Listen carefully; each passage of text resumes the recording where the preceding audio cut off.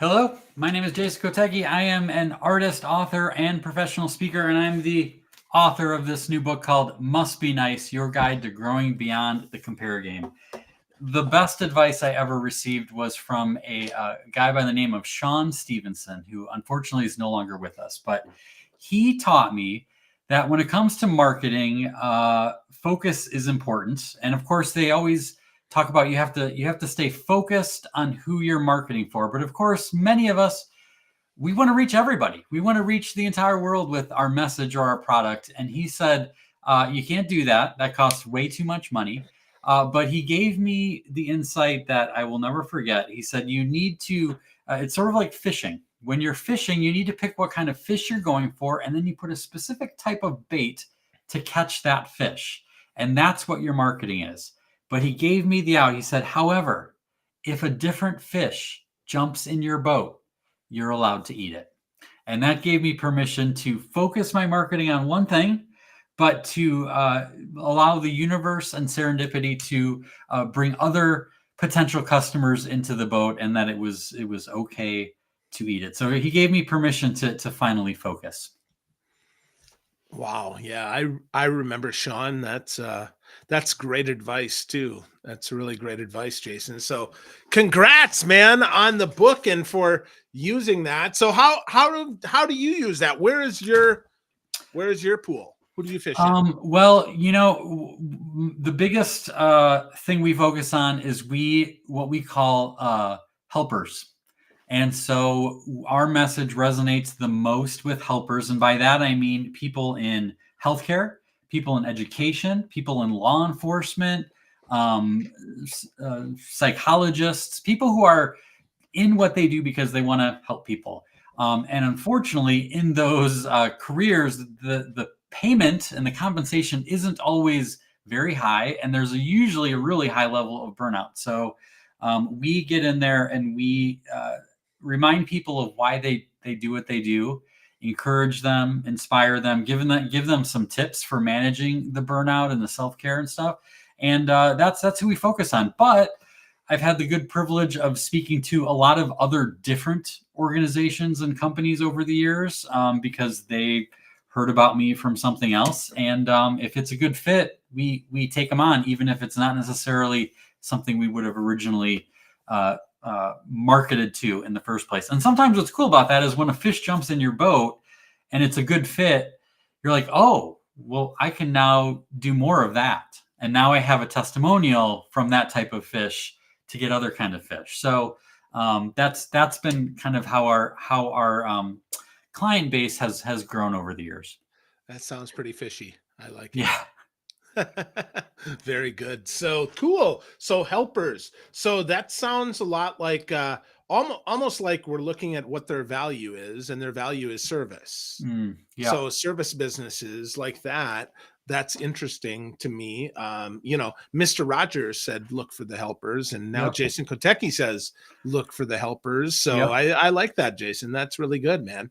Thank you. Yeah, Mr. Rogers is a big hero of mine, and and it's weird because even something like in the financial industry, we do a lot of work with credit unions, and credit unions are different from banks in the why they operate, right? So they're a little bit more, like, nothing against banks, but they're much more focused on the helping the community aspect of things, and so they're also kind of a good fit. But we didn't even realize that until a credit union came and they're like, hey, could you speak to us? And we're like, well, you learn a little bit about what they're about, what they need, and it was a good fit. So yeah, we like helpers because I think that's what Kim is a former kindergarten teacher, my wife.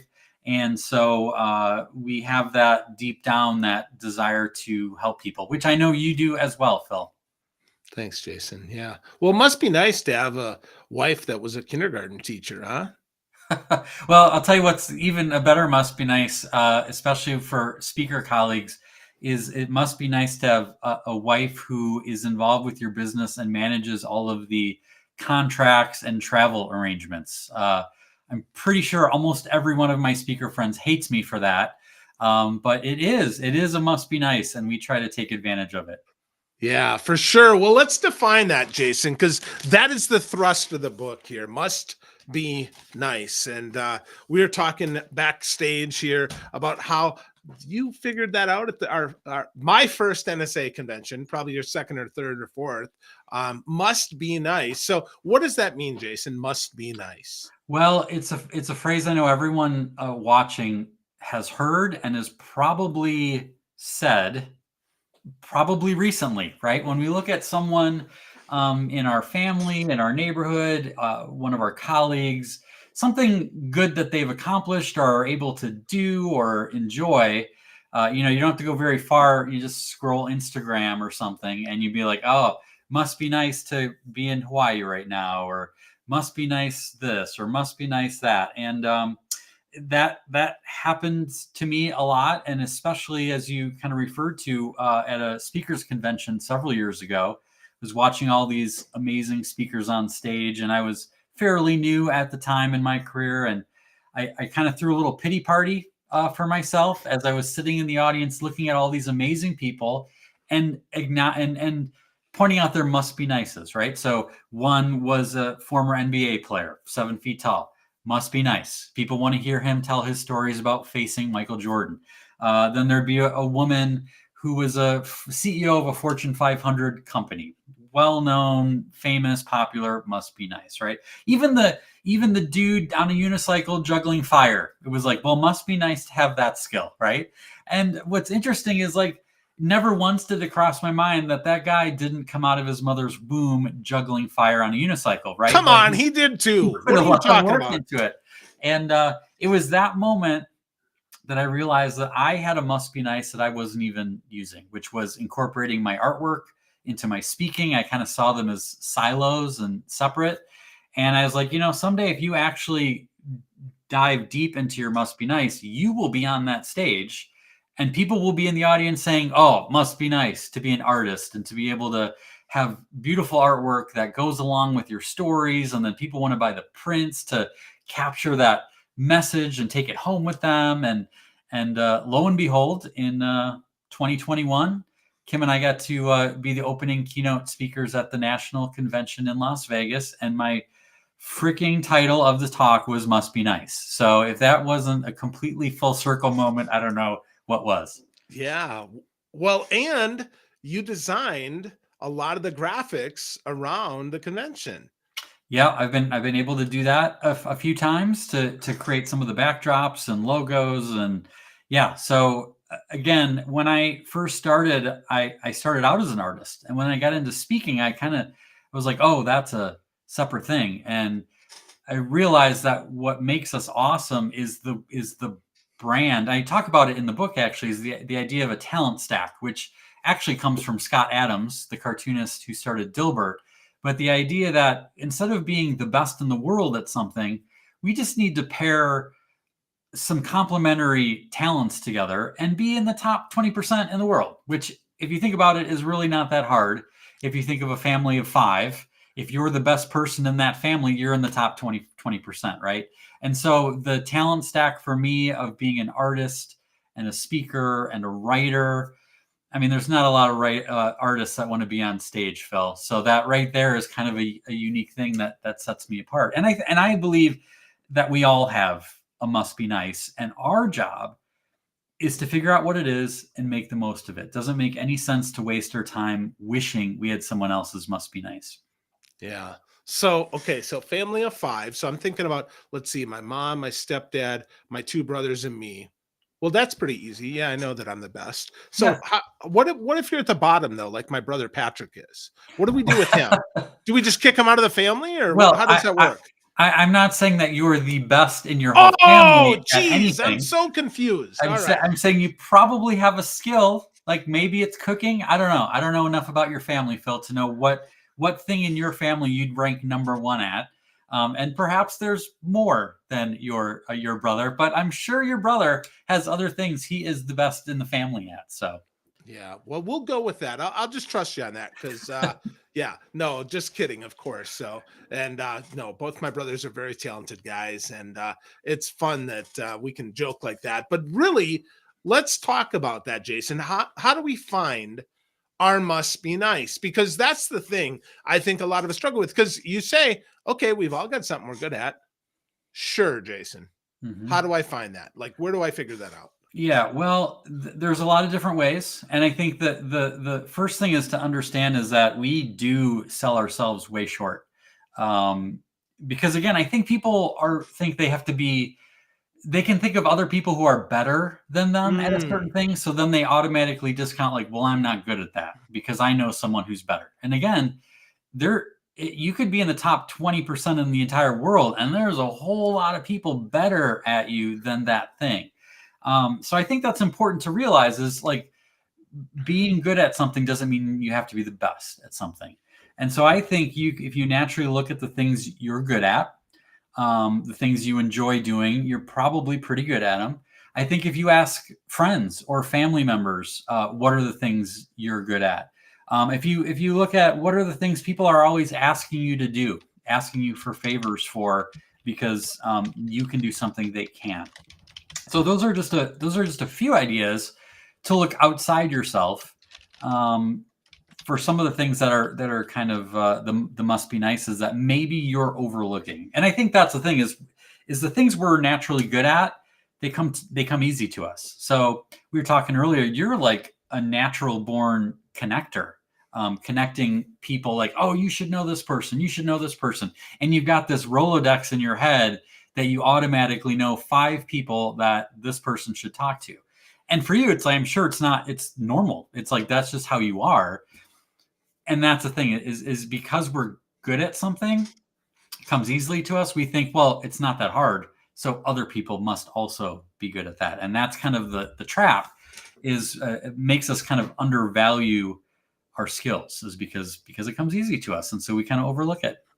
yeah, for sure. And often not only do we overlook it, but then we undervalue it and we think, well, I can do it, so it must be easy. Yep. Not just must it be nice, but it must be easy. And nothing could be further from the truth, because I've tried to explain how I do some things, connecting being one of them. And I'm like, huh, that's harder to explain than it is to do. Yep. So that's good. So Jason, so with that, you've got an orange and an apple on your cover. So I've got to Mhm. know. So like, what's the best apple? The best apple. Ooh. Yeah. Um. You know what? I don't actually know the name of it, but I have friends who homestead and they grow apples. And they gave me an apple one day that was like the best thing I ever ate. And they told me the name of it. I don't remember what it was. I'd never heard of it before. Because they're always like people are always crossing apples. I don't know how that works. Again, that's the thing that I'm sure people who grow apples are like, oh yeah, you just splice this and with this, and it's easy. It's like, yeah, it's easy to just bite into an apple. That's as far as it gets for me.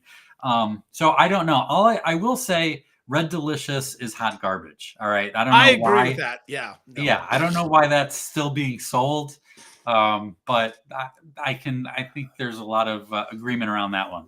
Yeah. It's like juicy wax paper. No, thank you. Yes, So and I'm sometimes yeah. not even juicy. Right. Yeah. No. So Red Delicious is the worst. Okay, good. So we've got that. So with that, if I were to answer that question, I would say, well, it depends what kind of apple you like. Do you Hmm. want it to be sour? Do you want it to be sweet? Do you want it to be extra crisp? Do you want it to be a little bit softer?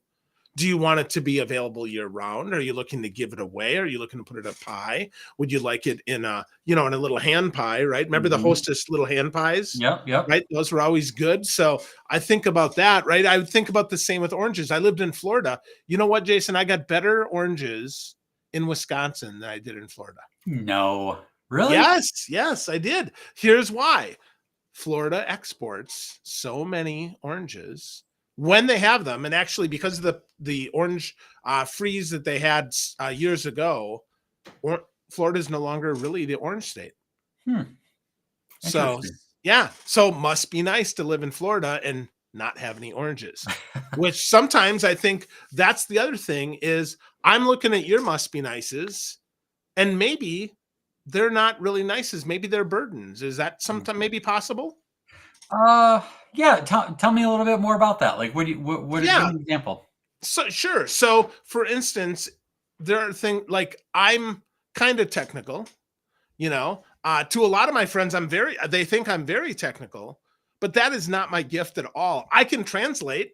I can understand what you're going to say, but it is hard for, like, especially now, because it's been 15 years since I've been in IT. Hmm.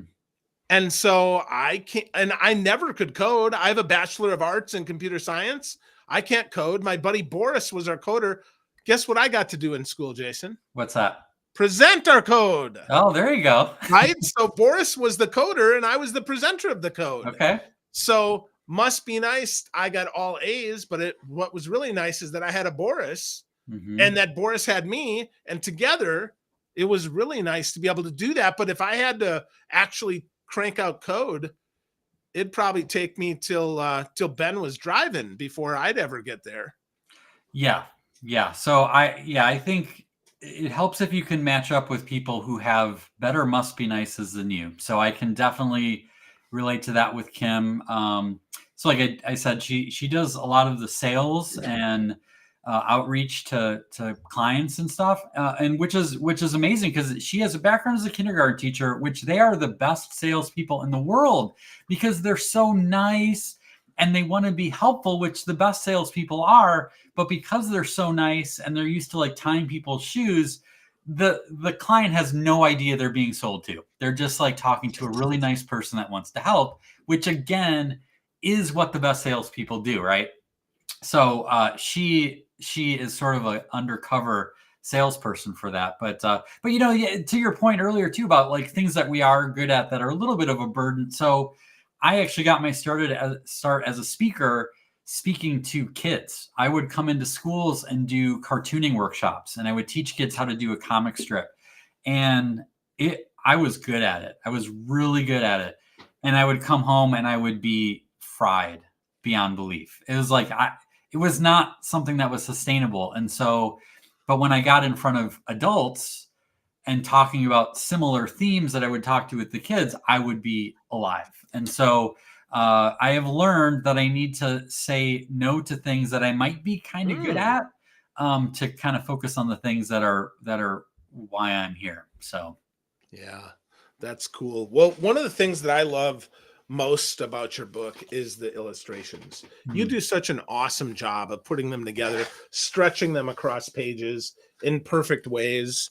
One of the things that, in addition to that, they just make so much sense along with them that it's almost like, not that the words aren't wonderful, but the art is so good that like I could hang every page on here. This is one of my favorites with Gordon Ramsay, you know, Mr. Rogers, Mother Teresa, and then who is that? Amelia Earhart. Oh, that's right, Amelia Earhart. So it's hard to see in there until I get here because it almost looks like she's got like Spock ears or something. Yeah. Is that Princess Leia? No, that's not right. So with that, I mean, what comes first, Jason? Do you illustrate and then try to find a point, or do you find a point and illustrate, or do you both? Both. Yeah. Sometimes I come up with an image that is a really cool visual, and I don't really know what the story is until it's done. Or sometimes years later, I've had things in my sketchbook that I really love, and I just really don't know what the hook is until it just kind of comes to me.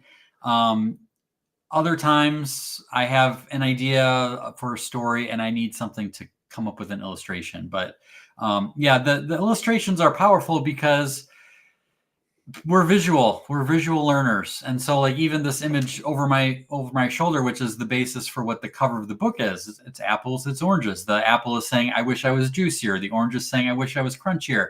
And it right there, it gives you the summary in your head. It locks in your imagination exactly what this concept is wishing for someone else's must be nice, right? So yeah, I think that's one of my favorite parts is being able to give people visuals that then, like I said earlier, if they buy the print or a canvas of it and hang it in their office, now they think of that story and that message just by looking at it, which is a really cool must be nice. And again, one I wasn't taking advantage of at the beginning of my career. So yeah. That's cool. That's cool. Well, one of the lessons that I want to draw out of the book is the idea of the Hall of Fame. I think that's super cool. So talk to us about the Hall of Fame and how that must be nice to be Tom Brady, right? Yeah, well, I think what's interesting, and I'm actually going to cheat. I'm going to call there's 4 qualities that are from the. I didn't know this until I went there, but did you know that there was a National Toy Hall of Fame I did before? not. Did So not. this is crazy. So it's at the National Museum of Play in Rochester, and they have 4 things. So like Etch a Sketch is in there. Mr. Potato Head is in there. Stuff that you were like, oh yeah, of course that should be in there, right? The cardboard box was inducted into the National Toy Hall of Fame, but they have 4 things that are a standout. 1 is icon status. 2 is longevity. 3 is discovery, meaning they let kids be curious and discover themselves through play. And then innovation, so something that really stands out. And I was thinking about this, and I'm like, man, we all could be in the Hall of Fame if we use these categories. So icon status is one that's tricky because in today's day and age with influencers and celebrities, it's like we think, oh, I need to be famous. But really, if you think about it, I know teachers, like maybe a PE teacher who is beloved in their school, and maybe they're completely unknown a district over. I would still call them an icon because to all of those kids who had that teacher, they're an icon, right? Longevity, that's another one. So it's one thing to do it for a little bit, but one of the biggest things that I think has been an advantage for me is my stubborn persistence to just keep going and doing it year after year after year after year. Discovery, so again, fostering, it's basically empowering people, right? So that's another thing that if you empower people to be great or empower people to get the best out of them, that fills that category. And then, of course, innovation is just doing something that's a little bit different. And so by that standard, those 4 things are something we could all shoot for and be in the Hall of Fame, right? We could be Hall of Fame worthy individuals, which is what our job is. I think that's what we're here for, is to be the best version of ourselves. And you talk about Tom Brady, we call him the GOAT, right? The greatest of all time as far as quarterbacks go. I know my brother still holds on to Joe Montana as his GOAT. Yeah, good old Dougie. But I think we're called to be the greatest us of all time. And if you learn something new today that you didn't know yesterday, you're now the greatest you of all time. If you pick yourself up after a colossal fail that you had yesterday, and you added a little bit more resiliency to your character, congratulations, you're now the greatest you of all time. And that's what our goal is. Yeah. Well, I think the wonderful thing is that we all can be part of our own Hall of Fame. Mm-hmm. And that's pretty cool, because if we can believe that we are Hall of Fame worthy, I think if we all believe that, we'd have a much better place around us, because people feel inferior. And when people feel inferior, think they make choices they wouldn't otherwise make, because they feel like there's nothing to lose. And I would argue there's everything to gain. Absolutely. And what's interesting, Phil, is we've got a Hall of Fame for the sports. We've got a Hall of Fame, Rock and Roll Hall of Fame. Even the National Speakers Association has a Hall of Fame.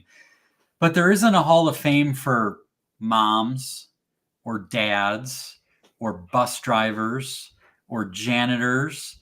And I think the question to ask is, like, what would a Hall of Fame janitor look like? What would a Hall of Fame mom look like? What would a Hall of Fame dad look like? And I think we could all answer that, maybe in our own way, but we could all say what that would be. And then my answer is like, okay, then go do that, right? Whatever you are, if there isn't a Hall of Fame, what would it take to be in one? If there was one, if you were the first member inducted, what would it take to be in that Hall of Fame? Now there's your game plan. There's your blueprint. Go do that. Yeah. And that's a hell of a legacy to leave behind. Mm-hmm. That Hall of Fame legacy. We all have that opportunity to do that for ourselves, with those that we love, with those that we touch, with those that just watch us from afar. We can be a Hall of Famer. Now, that's not to say we don't have bad days. Of course. Because it must be nice to just have good stuff on social media, but that's not true, right? That comparison game, I will say, being a social media guy, people comparing themselves against other people on social media is like, you know, oh, hey, Jason, you know, I play pretty good music. I've won 3 Grammys, but I'm not the Eagles. It's like, no kidding. Like Right. Don Henley, Joe Walsh, and Glenn Fry. Are you kidding me? Of course you're not the Eagles. 3 out of 4 of them are some of the best musicians of all time, or the Beatles, or insert group here, right? I mean, but you can be your own Hall of Fame. And I think that's encouraging for folks, Jason. So if you wanted to give them one way to get started avoiding the comparison game, maybe it's something you've already said, maybe it's something new, so that they can do that. I want you to think about that. And before you answer that, I want to encourage folks to get a copy of Must Be Nice. This is a great book. It's super easy to read, fun to implement too. If you do some of this, the Hall of Fame thing, the pictures are beautiful. Love the one of the crayons. I mean, I could pick 100 out of here, Jason, that I love. And if you don't know Jason, you need to go to escapeadulthood.com. Check out Escape Adulthood. Fun stuff. They do some amazing, amazing work. They're Wonder and Whimsy Society, all sorts of cool stuff. Jason's art, and sometimes he even shares a classic cartoon of Kim and Jason, which that's how I fell in love with you, Jay. So that's pretty cool. So let's bring her home, man. How do we get started avoiding the comparison game? I think a lot of it is reframing things. So this one might help, especially this time of year. I don't know that I don't get very many of these anymore, but there used to be a tradition that people would send around the holidays. That was the Christmas letter. All right.